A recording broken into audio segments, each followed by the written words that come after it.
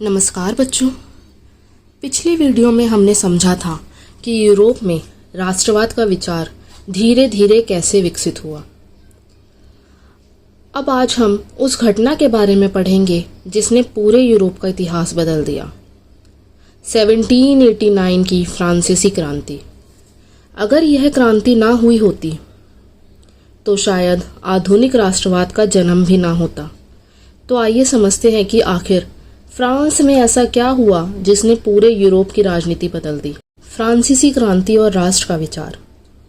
बच्चों, एनसीईआरटी की पहली ही पंक्ति कहती है कि राष्ट्रवाद की पहली स्पष्ट अभिव्यक्ति 1789 की फ्रांसीसी क्रांति के साथ हुई। अब सवाल है, इससे पहले फ्रांस कैसा था? तो बच्चों, फ्रांस में एक निरंकुश राजा शासन करता था। सारी शक्ति राजा के हाथ में थी। जनता का शासन में कोई अधिकार नहीं था। लेकिन 1789 की क्रांति ने सब कुछ बदल दिया। अब सत्ता राजा से निकलकर जनता के हाथों में आ गई। बच्चों, पहले देश का मालिक किसे माना जाता था? राजा को। और जब क्रांति हो गई तो क्रांति के बाद किसे माना गया? जनता को। यही आधुनिक लोकतंत्र और राष्ट्रवाद की सबसे बड़ी शुरुआत थी। 1789 फ्रांसीसी क्रांति यानी कि फ्रेंच रेवोल्यूशन। क्रांति के बाद किए गए प्रमुख परिवर्तनों की बात अगर हम करें तो अब बच्चों, क्रांति केवल राजा हटाने तक सीमित नहीं रही। क्रांतिकारियों ने ऐसे कई कदम उठाए जिनसे पूरे फ्रांस के लोगों में एक राष्ट्रीय पहचान विकसित हो सके। सबसे पहले उन्होंने जो प्रमुख परिवर्तन किए, पहला था ला पैत्री। इसका अर्थ है पितृभूमि, फादरलैंड, या फिर मातृभूमि, मदरलैंड जैसी राष्ट्रीय भावना। मतलब यह देश हम सभी का है। दूसरा ले सिटोयेन। इसका अर्थ है नागरिक। अब लोग राजा की प्रजा नहीं बल्कि समान अधिकार वाले नागरिक माने गए। अगर मैं आपसे सवाल पूछूं, अगर सभी नागरिक समान होंगे तो क्या कानून भी सबके लिए समान होगा? तो बिल्कुल हाँ। तीसरा था तिरंगा ध्वज। पुराने शाही झंडे की जगह फ्रांस का तिरंगा राष्ट्रीय ध्वज अपनाया गया। यह पूरे राष्ट्र की पहचान बन गया। चौथा, राष्ट्रीय सभा। पहले स्टेट्स जनरल थी, अब उनका नाम बदलकर नेशनल असेंबली रखा गया। मतलब अब निर्णय राजा नहीं प्रतिनिधि लेने लगे। पांचवा, राष्ट्र के नाम पर शपथ। नई शपथ, नए राष्ट्रगीत, शहीदों का सम्मान, राष्ट्रीय समारोह, इन सब का उद्देश्य था लोगों में राष्ट्र के प्रति प्रेम जगाना। छठा, पूरे देश में समान कानून। इससे पहले अलग अलग क्षेत्रों में अलग अलग कानून थे। अब पूरे फ्रांस में एक समान कानून लागू किए गए। इससे प्रशासन आसान हुआ। सातवां, समान मापतोल। पहले हर क्षेत्र की अलग व्यवस्था थी, अब पूरे देश में एक जैसी मापतोल लागू हुई। इससे व्यापार आसान हो गया।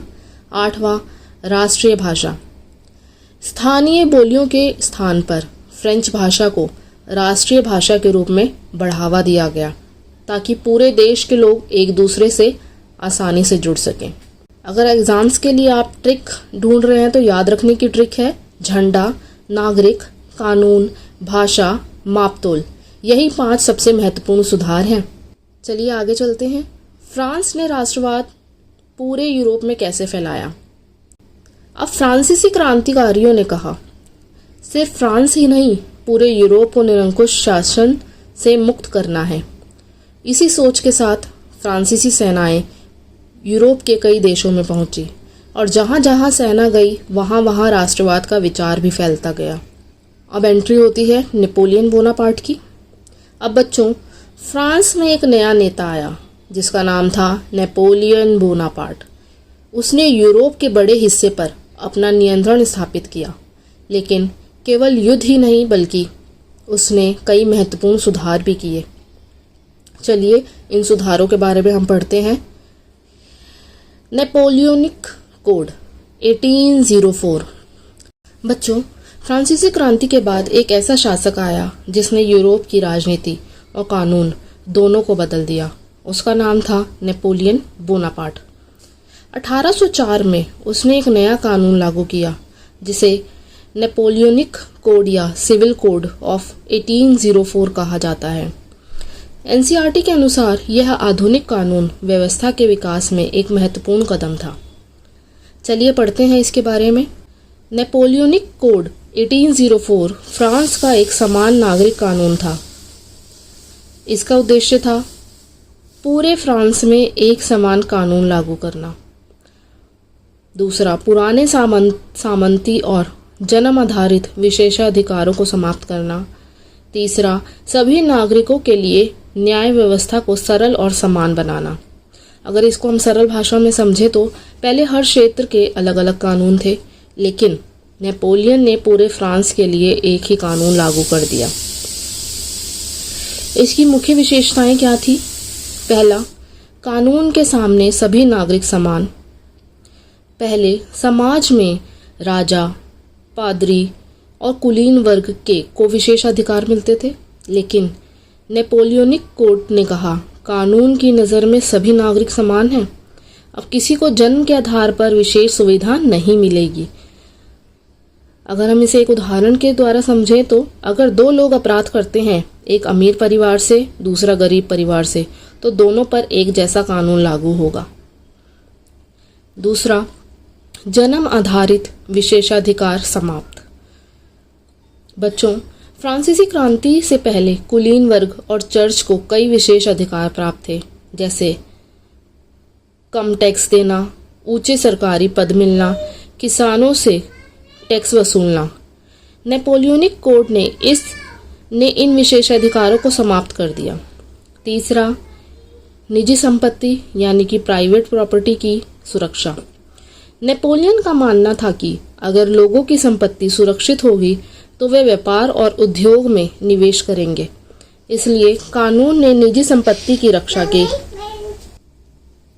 यही कारण है कि व्यापारियों और मध्यम वर्ग ने नेपोलियन का समर्थन किया। चौथा, सामंती व्यवस्था यानी कि फेड्यूलिज्म पर प्रहार। नेपोलियन ने उन सामंती नियमों को समाप्त करने की दिशा में कदम उठाए जो किसानों पर भारी बोझ डालते थे। इससे किसानों को राहत मिली। पांचवा, व्यापार को आसान बनाया।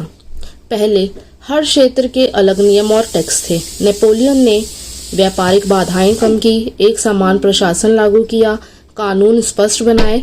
इससे व्यापार और उद्योग को बढ़ावा मिला। छठा, आधुनिक प्रशासन। नेपोलियन ने प्रशासन को व्यवस्थित किया, सरकारी अधिकारियों की जिम्मेदारियां तय की, न्यायालयों को अधिक प्रभावी बनाया। इसका यूरोप पर क्या प्रभाव पड़ा? नेपोलियन जहां जहां पहुंचा वहां उसने कई जगह सामंती व्यवस्था समाप्त की, समान कानून लागू किए, प्रशासनिक सुधार किए। इससे यूरोप के कई देशों में आधुनिक राज्य व्यवस्था और राष्ट्रवाद को बढ़ावा मिला। लेकिन सभी लोग खुश क्यों नहीं थे?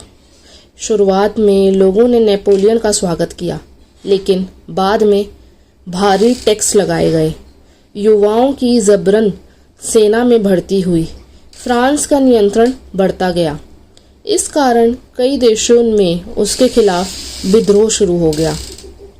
चलिए बच्चों, एक बार रिवाइज करते हैं। नेपोलियनिक कोड क्या था? 1804 का समान नागरिक कानून, कानून के सामने समानता, जन्म आधारित विशेषाधिकार समाप्त, निजी संपत्ति की सुरक्षा, सामंती व्यवस्था पर प्रहार, व्यापार और उद्योग को बढ़ावा, आधुनिक प्रशासन। बच्चे, चलिए अब जानते हैं सीबीएसई के लिए महत्वपूर्ण प्रश्न इनमें से क्या बनेंगे। तो पहला बनेगा नेपोलियनिक कोड क्या था। दूसरा, नेपोलियनिक कोड की प्रमुख विशेषताएं लिखिए। तीसरा, नेपोलियनिक कोड ने यूरोप में राष्ट्रवाद के विकास में कैसे योगदान दिया। चौथा, नेपोलियनिक कोड के सकारात्मक और नकारात्मक प्रभावों की व्याख्या कीजिए।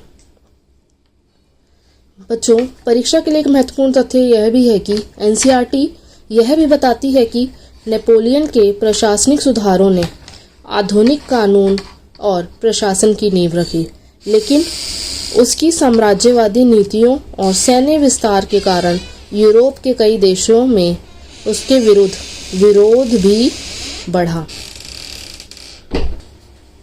अन्य महत्वपूर्ण प्रश्न इस वाली क्लास में से बनेंगे बेटा। पहला, फ्रांसीसी क्रांति को राष्ट्रवाद की पहली अभिव्यक्ति क्यों कहा जाता है।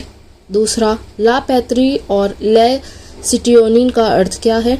तीसरा, फ्रांसीसी क्रांति के 5 प्रमुख सुधार लिखिए। चौथा, नेपोलियनिक कोड क्या था। पांचवा, नेपोलियन के सुधारों के सकारात्मक और नकारात्मक प्रभाव बताइए। तो प्यारे बच्चों, आज हमने समझा कि 1789 की फ्रांसीसी क्रांति ने केवल फ्रांस नहीं बदला, बल्कि पूरे यूरोप में राष्ट्रवाद की नींव रखी। अगली क्लास में हम पढ़ेंगे 1815 की वियना कांग्रेस, रूढ़िवाद और नेपोलियन के बाद यूरोप का नया राजनीतिक नक्शा। अगर आज की क्लास समझ आई हो तो इसे अपने दोस्तों के साथ ज़रूर शेयर करें। मिलते हैं अगली क्लास में। आज के लिए बस इतना ही। अगर ये वीडियो आपके लिए यूज़फुल रही हो तो वीडियो को लाइक करें, चैनल को सब्सक्राइब करें और बेल आइकन ज़रूर दबाएं। मिलते हैं अगले लेक्चर में। धन्यवाद।